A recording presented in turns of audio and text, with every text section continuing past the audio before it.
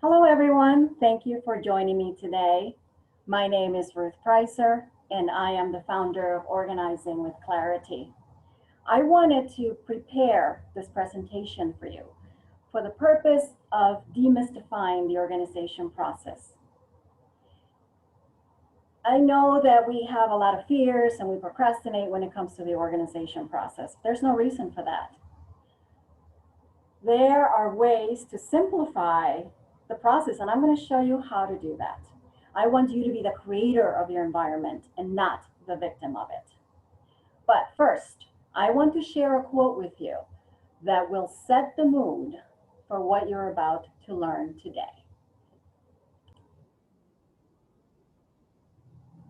The foundations of peace and bliss are not about attending to the external realities of your life, but in assessing and organizing the inner nature of your being, you. Organization starts with you and with your inner peace. I am going to show you how to identify your organizing personality. And yes, you have one. Not only do you have an organizing personality, but so does everyone in your family. And you will learn how to work with all the different styles. You'll also learn two systems that you can use based on your personality and your family's personalities. These systems can be used in any room or space, anywhere around your home, and you can mix and match them based on who uses the space. Think of it as an organizational buffet. Your family, including your children, will benefit from having these systems that they can use and understand easily. I will show you tools, ideas, and resources to inspire you. You're going to learn also by starting with an action plan. I'm going to get you started by debunking the organization myths. There are 3 myths that we need to debunk.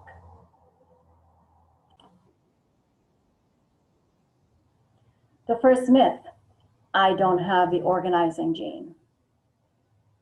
Guess what? Everyone can be organized.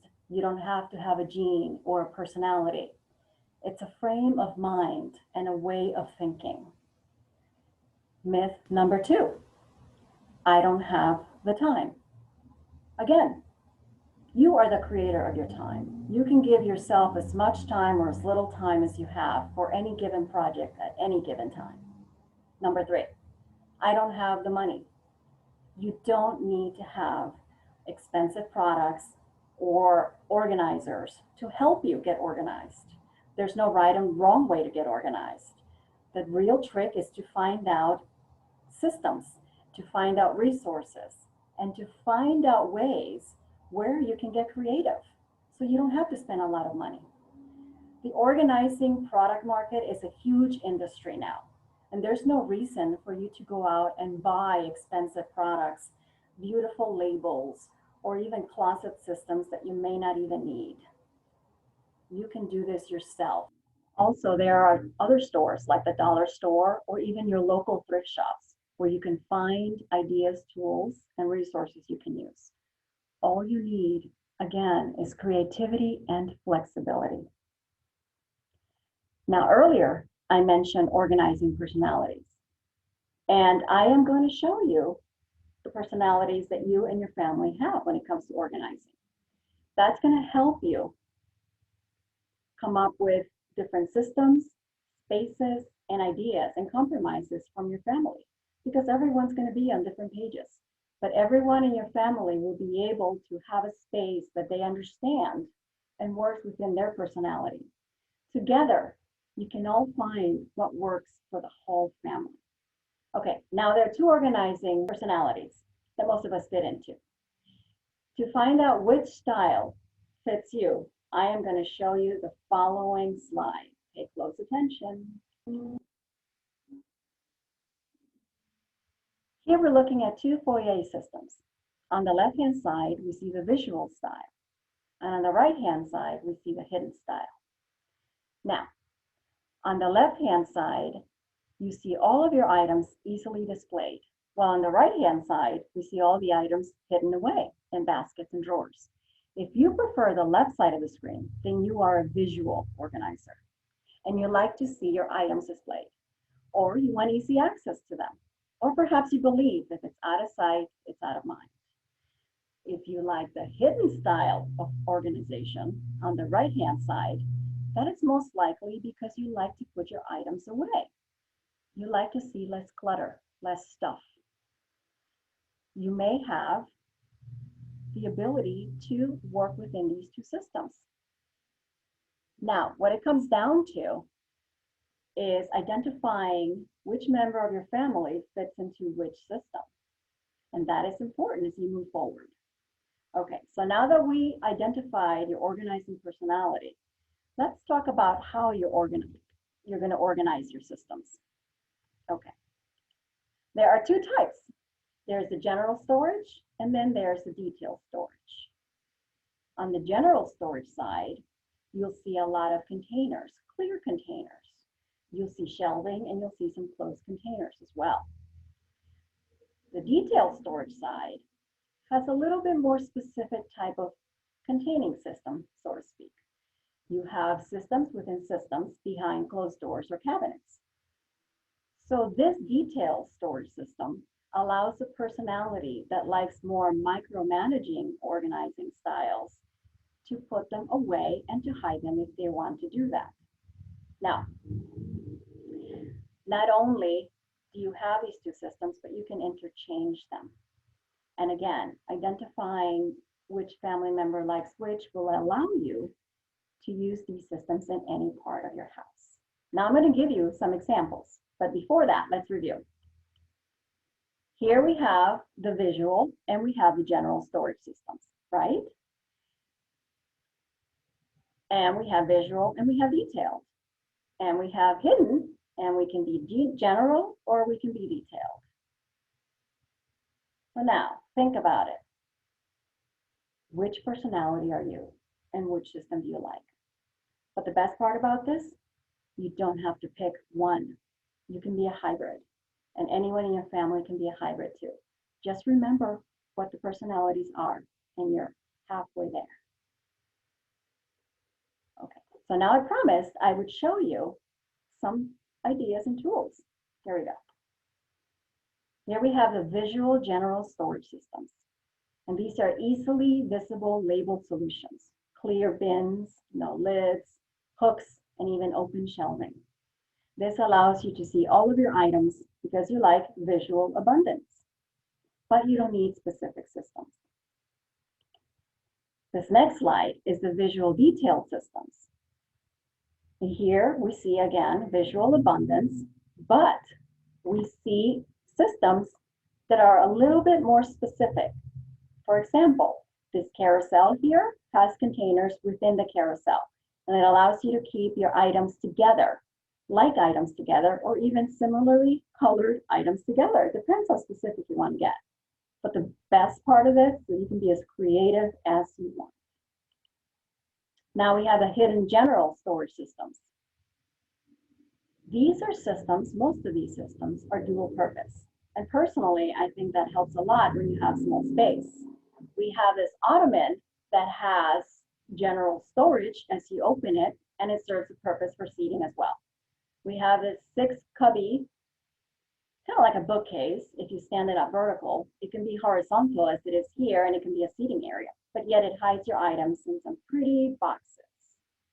And of course, we have the modular system, which I found on Amazon, and you can put this in any room. Keep the doors open or closed depending on what you like to do, if you like to see them or not. These are ideas for our hidden detail system organizers. These are items that are easily hidden behind cabinets and drawers, but yet they're specifically contained in separate cubbies, or they use separators to keep them divided. And for smaller spaces, we have this carousel that allows you to save space, but yet all your like items are grouped together. Now, this really cool system here with the, could be towels or it could be clothing, has separators inside the drawers. And the best part about this is that you can roll your items or fold them as well as you like. Now, There are different folding systems out there. I'm not telling you to go Marie Kondo. That can be a little bit too much for some. For me, personally, I like it to be very easy. And I personally roll all of my items. The reason why I do that is because it allows me to put the items right next to each other. I don't have to fuzz in my drawers to find whatever's on the bottom to get to, to get it out, thereby disturbing all of the other items that I have there. And it creates a mess. But if I keep my items rolled up next to each other, I save space. I can see everything as soon as I open my drawer, and I can put it away in that same space. It's a really easy system. Now I'm going to show you some kids spaces, some good ideas for some kids spaces. Now, a lot of the time, we don't want to buy expensive bookcases, or we don't have the room for our kids to be able to have items for them to keep their toys or their books. The shelving that we have here, you can find that on Amazon in any color you like, allows you to put the books, whatever you want, on the walls, thereby saving the space for them to be able to play around in. And you don't have to buy all those bookcases to secure them to the wall. The old-fashioned shoe storage system never goes out of style. You can still find that on Amazon and any store around you, Walmart even. You can store shoes in there, but you can also use it for stuffed animals, small toys, you name it. And you can close it, keep it behind the closet door. Another favorite idea that I see used a lot, and actually it's very creative, is this hanging fruit basket that is being used for bath toys. After they've been used, they can easily be stored up here, allowing them to dry and to stay out of sight and out of mind. And you don't need another bucket or another container to keep those toys in your bathroom. How clever is that? This other tool is really interesting. It's a plant hanger. And here it is being used to store stuffed animals, and you can use it as a decoration for your kids' room. Genius. Now, I told you that you just needed flexibility and creativity to find items around your house that you can use to get organized, that you don't have to go buy them at various stores. And the perfect example of that is this muffin tin. Look at that. It keeps all of your smaller items grouped together, and so they're not moving around in the drawer and they're not getting lost, and you know where everything is, and they get to be placed right back where they belong. Everything has its house. If you want to make it pretty, you can use contact paper and cover it all up so it doesn't look like a muffin tin. Here we have an organizer that I use a lot in most of my kitchen cabinets, and I found it at the dollar store. And what it is, it's a stackable. So you can put your cups on one shelf, your dishes and bowls on another, and you can take one item out without having to take out all the other stuff on top of it.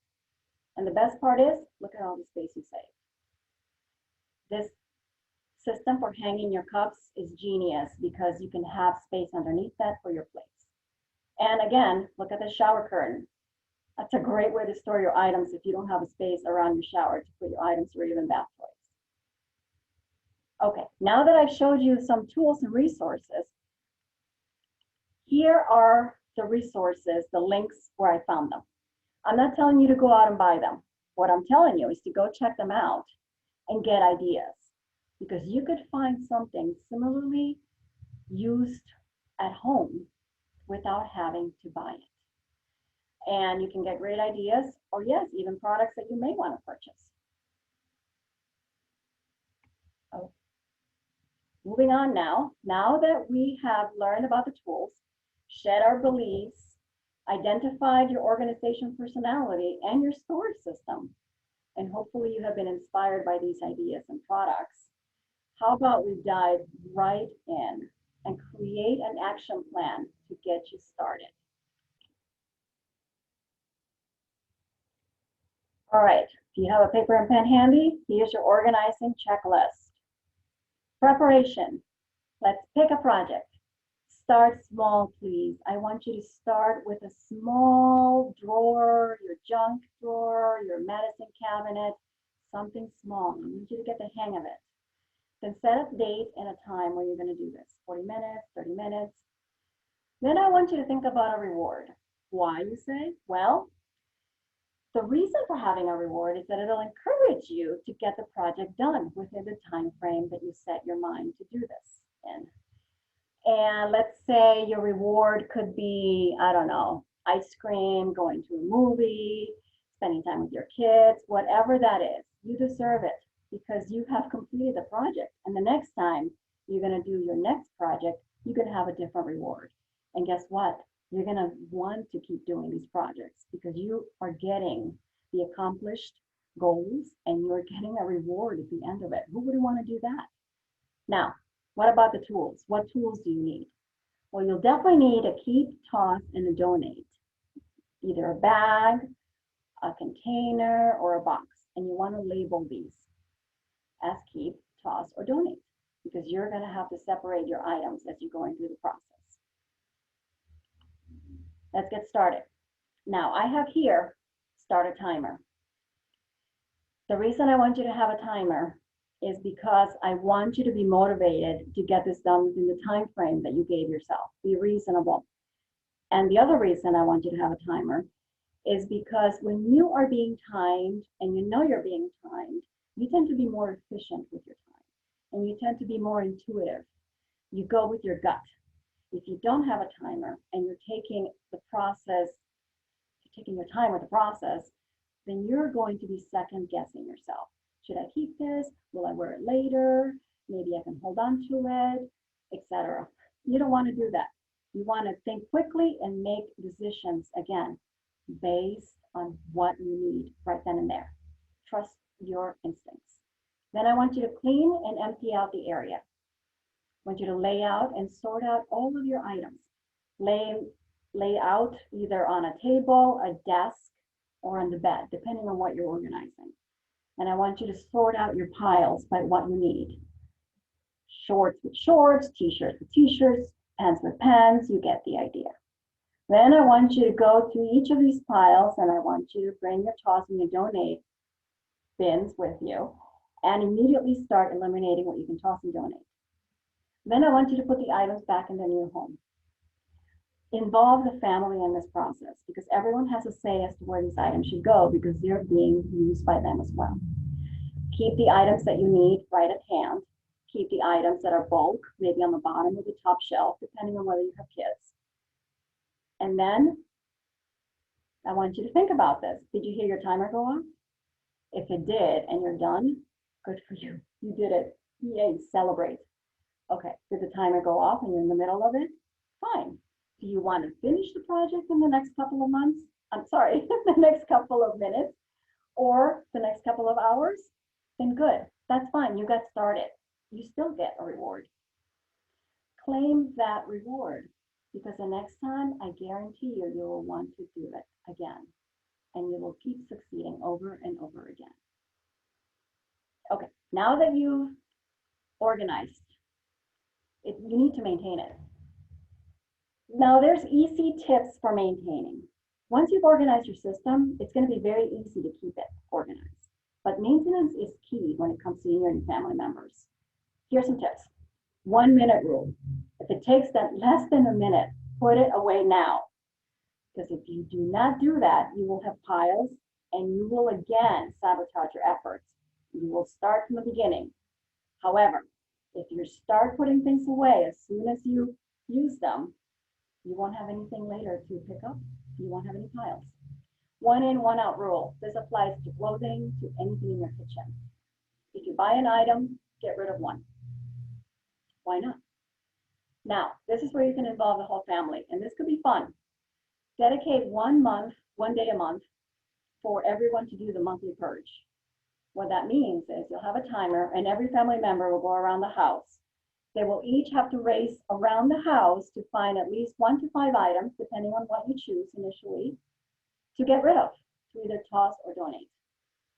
And I want everyone at the end of the timer to come back, and the one with the most items gets a reward. Why not? Make it fun. Set aside 30 minutes each week and pick one area to organize. Everyone in your family can do this. This is how we maintain our space. Here we have my website information. I want you to contact me with any questions, any, ideas perhaps that you may have that you want to share with me that I can use in my process, or perhaps you're stuck. I can help you get unstuck. Feel free to reach out. I am here to help you. Now, I want to thank you for letting me help you simplify the organization process. I know it's an overwhelming process, and getting rid of our possessions may be overwhelming and it may be hard to do. But I want you to start with small steps. It's not about the destination, but the lessons learned along the way. Be gentle and patient with yourself. The letting go, again, of your possessions can be emotional and taxing.